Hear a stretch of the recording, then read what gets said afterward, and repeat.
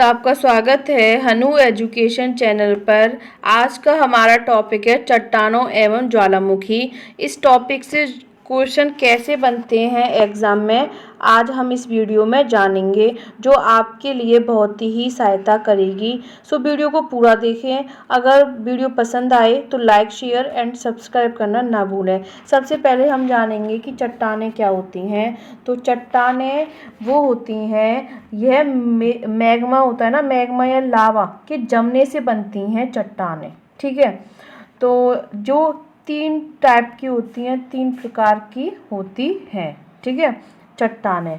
अब सबसे पहले हम जानेंगे कौन कौन सी होती हैं।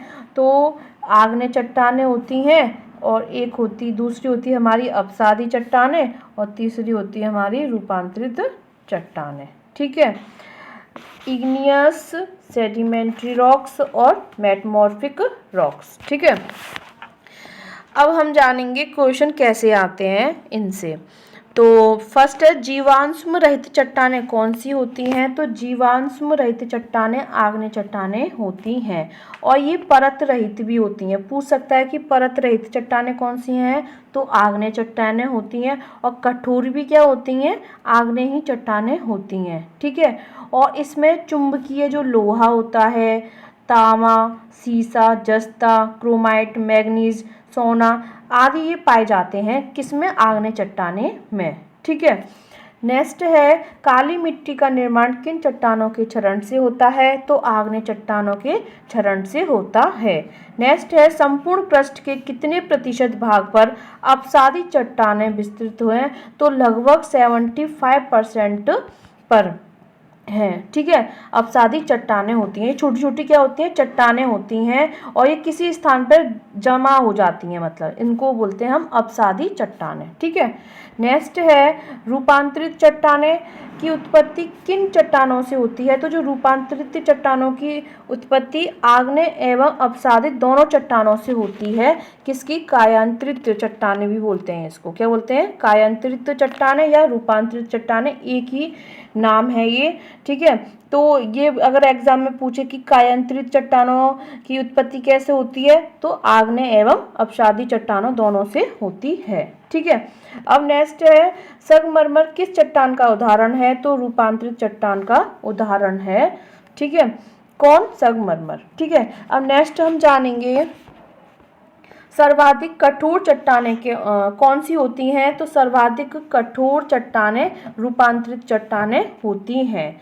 ठीक है, आग्नेय चट्टानें भी होती हैं कठोर, और रूपांतरित चट्टानें भी होती हैं, पर अब जो आग्नेय चट्टानें हैं वो ज़्यादा होती हैं। ठीक है, पृथ्वी के अंदर पिघले पदार्थ को क्या कहते हैं। तो जो पृथ्वी होती है उसके नीचे जो पिघला पदार्थ होता है उसको हम मैग्मा कहते हैं, मैग्मा। और जब ये धरातल पर आता है और ये जम जाता है, तो इसको ये क्या करता है, चट्टानों को क्या करता है, निर्माण करता है, और फिर ये चट्टानें क्या हो जाती हैं, बट जाती हैं तीनों में, जो बता चुके हैं। ठीक है, नेक्स्ट है, पृथ्वी के आंतरिक भाग में लावा के ठोस होने से निर्मित चट्टान को क्या कहते हैं। तो प्लूटोनिक चट्टानें कहते हैं। प्लूटोनिक चट्टानें कहते हैं जब आंतरिक भाग में लावा के ठोस होने से निर्मित चट्टान को।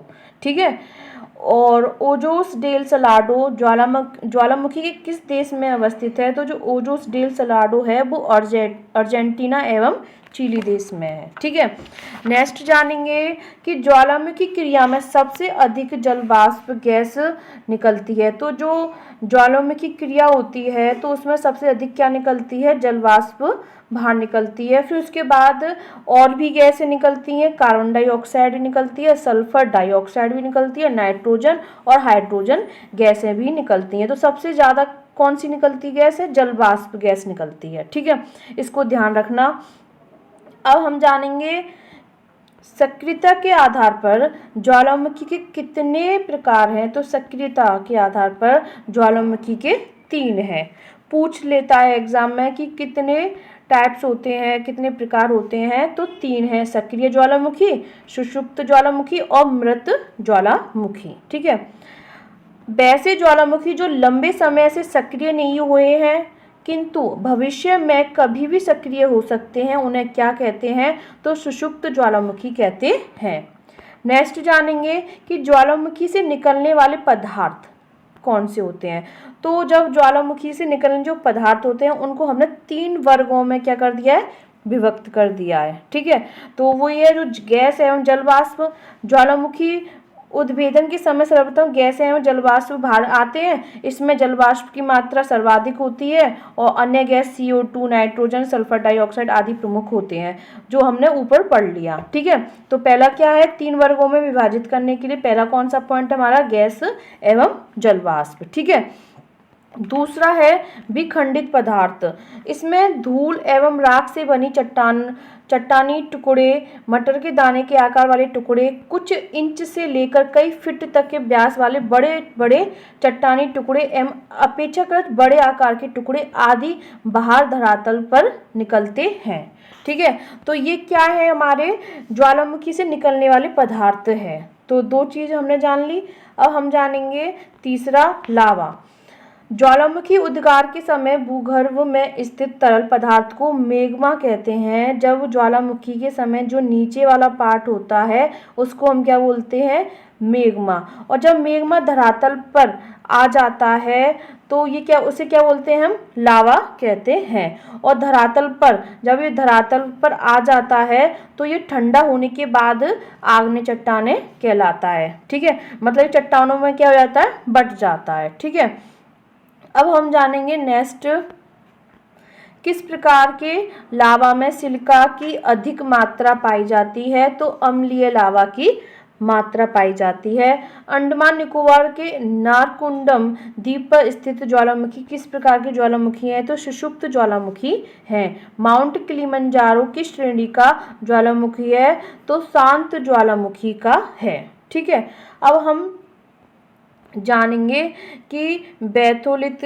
फैकोलिथ, लैकोलिथ ये क्या होते हैं। इनमें से भी क्वेश्चन 100% बनता है। ठीक है, तो इनके बारे में जानना बहुत ज़रूरी है। तो सबसे पहले हम जानेंगे बैथोलिथ क्या होता है। तो बैथोलिथ क्या होता है, ये जो आग्नेय चट्टानी पिंड होता है ना, वो होता है बैथोलिथ। ठीक है, और ये एक पातालीय पिंड है और ये बड़े गुंबद आकार का होता है, मतलब बहुत बड़े गुंबद आकार का होता है बैथोलिथ।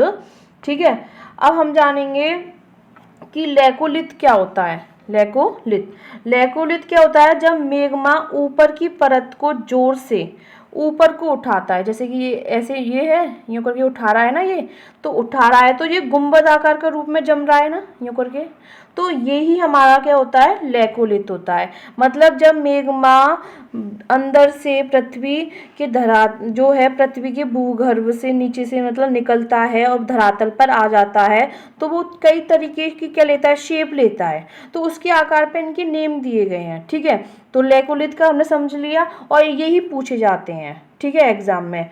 अब हम जानेंगे लेपोलिथ, जिसको लोपोलिथ भी कह देते हैं। तो ये क्या होता है, जब मैग्मा अंदर से नीचे से बाहर आता है तो वो जमता है ना, तो जमकर वो कैसे ले लेता है आकार, तस्त्रीनुमा आकार लेता है, ग्रहण कर लेता है, तो उसको हम लेपोलिथ कहते हैं। क्या बोलते हैं हम उसको, लेपोलिथ या लोपोलिथ। ठीक है, दोनों एक ही हैं।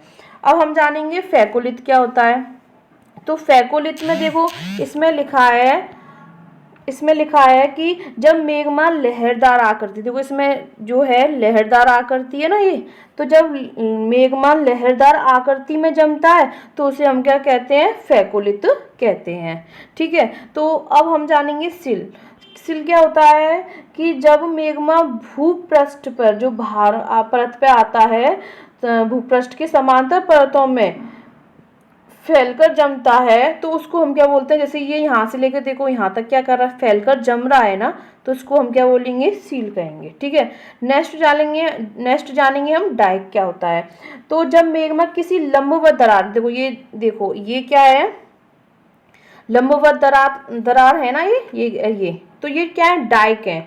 तो जब मैग्मा किसी लंबवत दरार में जमता है तो उसको हम क्या बोलते हैं, डाइक कहते हैं। ठीक है, ये बहुत ही इम्पोर्टेंट है, इसमें से क्वेश्चन जरूर आता है कि फैकोलिथ कैसा होता है, लैकोलिथ कैसा होता है, तो इसको जरूर अच्छी तरीके से ध्यान रखना। ठीक है, अब हम नेक्स्ट जानेंगे विश्व का सर्वाधिक सक्रिय ज्वालामुखी कौन सा है, तो किलायू है। ठीक है, हमारे सौरमंडल में अब तक ज्ञात सबसे बड़ा ज्वालामुखी ओलंपस मोन्स है जो मंगल ग्रह पर स्थित है। कौन से ग्रह पर है? मंगल ग्रह पर स्थित है। पूछ सकता है कि किस ग्रह पर सबसे बड़ा ज्वालामुखी ओलंपस मोन्स स्थित है, तो मंगल ग्रह पर। ठीक है, नेक्स्ट जानेंगे कि किस ज्वालामुखी को भूमध्य सागर का प्रकाश स्तंभ कहा जाता है। इम्पोर्टेंट क्वेश्चन है। ठीक है, तो किस ज्वालामुखी को भूमध्य सागर का प्रकाश स्तंभ कहा जाता है, तो माउंट स्ट्रोम्बोली को कहा जाता है। ज्वालामुखी पर्वत माउंट सेंट हेलेंस कहाँ स्थित है, तो ये हमारा संयुक्त राज्य अमेरिका में स्थित है। नेक्स्ट जानेंगे हम कि अफ्रीका महाद्वीप का सर्वोच्च पर्वत शिखर माउंट किलिमंजारो किस देश में स्थित है, तो तंजानिया में स्थित है। मौना लोआ एक सक्रिय ज्वालामुखी है, यह कहाँ स्थित है, तो हवाई द्वीप समूह जो कि संयुक्त राज्य अमेरिका में है। ठीक है, ये पूछ भी सकता है कि ये वाला कहाँ पर है, तो इसको ध्यान रख लेना, ये सक्रिय ज्वालामुखी कहाँ पर है। ठीक है, ऐसे भी क्वेश्चन आ जाते हैं। अब हम जानेंगे कि जो अंटार्कटिका का एकमात्र सक्रिय ज्वालामुखी कौन सा है, तो माउंट एब्रूस है जो कि इरेवस में है। ईरान के दो प्रमुख मृत ज्वालामुखी कौन से हैं, तो देवबंद व कोह सुल्तान है। नेक्स्ट है यूरेशियन प्लेट अफ्रीका व इंडियन प्लेट मध्य महाद्वीपीय प्लेटी ज्वालामुखी मेखला के अंतर्गत आते हैं। ठीक है, अब है कि जो ज्वालामुखी शंकु के ऊपर मिलने वाली कीपाकार गर्तनुमा आकृति को क्या कहते हैं, तो हम क्रेटर कहते हैं। क्या बोलते हैं? क्रेटर। संयुक्त राज्य अमेरिका का रेनियर हुड व शास्ता किस ज्वालामुखी श्रेणी के उदाहरण है, तो मिश्रित ज्वालामुखी शंकु के हैं। ठीक है, अब हम जानेंगे विश्व के सक्रिय ज्वालामुखी। ठीक है, ये भी एग्जाम में आते हैं, पर इनकी जो ऊंचाई है ये इतनी इम्पोर्टेंट नहीं है, बट इनके सक्रिय ज्वालामुखी से आ जाते हैं कि देश कौन से देश में स्थित है। कोटोपैक्सी किस देश में है, तो इक्वाडोर में है। क्लूचेवस्काया कहाँ पर है, तो रूस में है। ब्रिंगेल पर्वत कहाँ है, अलास्का। ठीक है, केमरून देश में ही है। ठीक है, नेक्स्ट जानेंगे इरेवस अंटार्कटिका में है, और नीरागुंगो ये कहाँ है हमारा, डेमोक्रेटिक रिपब्लिक ऑफ कांगो में है। ठीक है, नेक्स्ट है इली आमना, ये कहाँ पर है, अलेतुआन श्रेणी पर है। और एटना कहाँ पर है, तो ये सिसिली इटली पर है तो काफ़ी, बट ये इम्पोर्टेंट है। ठीक है, ये वाले। वीडियो को ज़्यादा से ज़्यादा लोगों को शेयर करना, अगर पसंद आए तो लाइक शेयर ज़रूर करना। Thank you.